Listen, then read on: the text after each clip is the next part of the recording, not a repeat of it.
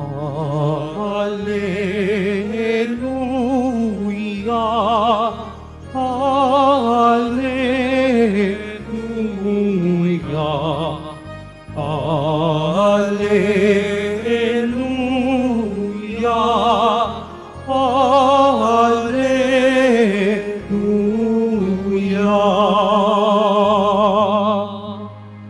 Mapalad ang sumusunod sa salitang buhat sa Diyos at namumuhay ng angkop. Alleluia, Alleluia,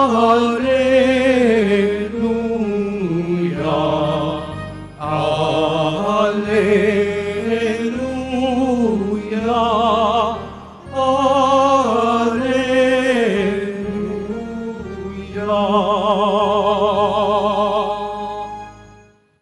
Sumainyo ang Panginoon. At sumayo rin. Ang mabuting balita ng Panginoon ayon kay San Lucas. Papuri sa iyo, Panginoon.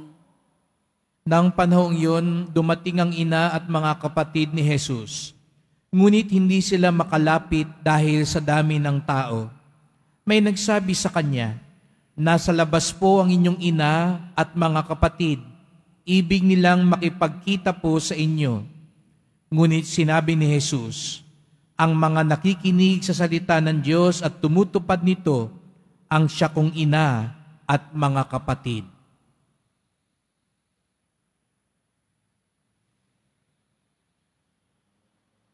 Ang mabuting balita ng ating kaligtasan. Pinupuri ka namin, Panginoong Heso Kristo. Magsiupo muna po ang lahat. Magandang hapon po sa inyong lahat at maligayang pagdating sa tahanan ng ating mahal na pong Jesus Nazareno. Pinagdarasal din natin ang mga nasa online, lalo na po mga may sakit, nag-aalaga sa may sakit, at mga kababayan, kadeboto natin mula sa iba't ibang panig ng bansa at daigdig na nais sumama sa misa dito sa Quiapo, sa Basilica Minor at Pambansang Dambana ni Jesus Nazareno. Maigsi po ang ebanghelyo natin ngayon, ngunit punong-puno ng kahalagahan at hamon sa atin. Narinig natin, dumating daw ang ina ni Jesus Nazareno at iba pang mga kamag-anak. Unti-unti nang sumisikat dahil sa mga himala si Jesus Nazareno, kung kaya nga't dinudumog siya ng mga tao. Kaya nga't isang araw, dumating ang kanyang ina. Hindi natin alam anong dahilan, ngunit dito unang-una sinasalamin ang kababaang loob ni Maria. Sabi sa Ebanghelyo, nung may lumapit kay Jesus Nazareno, sinabi, "Nasa labas po ang inyong ina." Sa simpleng salitang iyon, ipinapakita ang kababaang loob ng mahal na Birhen. Hindi siya nagpumilit. Hindi niya sinabi sa mga tao, "Ako ang nanay niyan, papasukin niyo ako, patuloyin niyo ako, anak ko yan, bigyan niyo ko ng special treatment." Aminin natin, di po ba sa kultura natin, napakalakas niyan. Napakalakas yung mamadrino at gumamit ng pangalan. Sana dito sa Quiapo, walang ganon. Wala magsasabing, dapat doon ako sa harapan dahil ihos ako, nagsisilbi ako, kamag-anak ako ng pari. Alam nyo po, binilin ko po yan sa mga gwardiya. Pag may nagpumilit at sinabing kamag-anak ko sila, tiyak yun, hindi ko sila kamag-anak.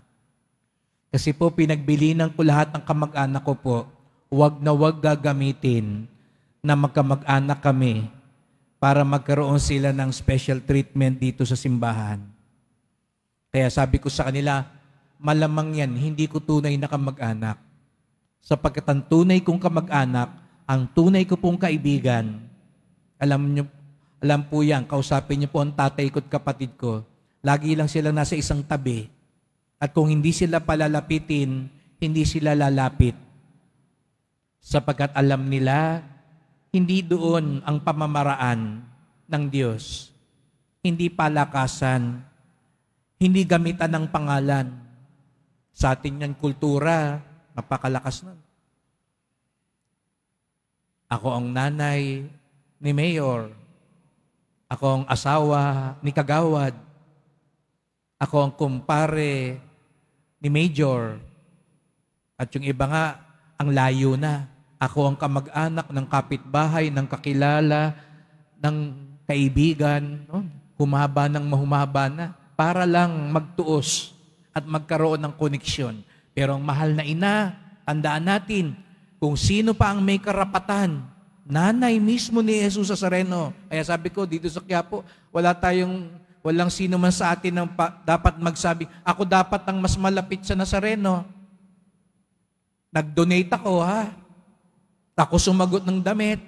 Kaya pag may sumasagot po ng damit, sabi ko po sa kanila, tatanggapin ko po yun, pero wala po itong kapalit. Wala po akong maibibigay sa inyo na special na pabor. Kung mag-aambag po kayo, ito'y kusang loob, pero hindi nangangahulugan po nito na buong buhay ko patatanaw nyo sa akin ang utang na loob, ang inyong tinulong.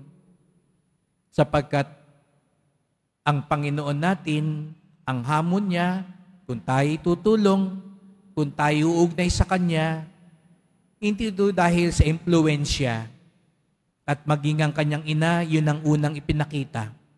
At ikalawa na ipinakita ng mahal na ina na malalim ang kanyang ugnayan kay Jesus Nazareno dahil sumusunod siya sa Kanya. Kaya nga, akala nung iba, parang nilait ni Jesus Nazareno yung kanyang nanay.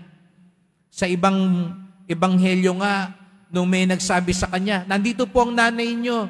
Ang sabi pa ni Jesus Nazareno, sino nanay ko? Sapagkat ang nanay ko, ang mga kapatid ko, ang siyang nakikinig ng salita ng Diyos at tumutupad nito. Kaya yung mga ibang sekta, sasabihin pang nila, ayan, kita nyo, parang itinatatuwa pa ni Jesus Nazareno yung nanay niya. Kasi sabi niya, hindi yan madadaan sa nanay-nanay. Totoo nga yun. Hindi yan madadaan sa kamag-anak, sa kakilala lamang. Dahil ang gusto ni Jesus Nazareno, ang ugnayan natin nakaugat sa pagsunod sa Kanya. Hindi natin pwedeng ipagmalaki, Katoliko ako. Ang tanong, sumusunod ka ba talaga sa Diyos? Hindi ang tanong, deboto ako, namamanata ako, nagpuprosesyon ako, naglalakad akong palihod, nakasuot akong Nazareno. Ang tanong, sumusunod ka ba sa kalooban ng Diyos? Dahil sa harap ni Jesus Nazareno, hindi maipagmamalaki yan. Wala lahat yan. Sapagkat ang pinakahanap-hanap niya sa atin ay ang tunay na ugnayan. At ano ang tunay na ugnayan? Nakabatay sa pagmamahal at pagsunod sa Kanya. Kaya patulong po tayo sa mahal na Birheng Maria. Kung meron man taong dapat magmalaki, gamitin ang kanyang pangalan at impluensya, siya po yun. Pero hindi niya ito ginamit. Sapagkat para sa kanya, mas mahalaga ang magmahal at sumunod ng tunay sa kanyang anak. Nawa, tayong lahat matagpuan, tunay na deboto, tunay na Katoliko, tunay na sumusunod kay Jesus Nazareno.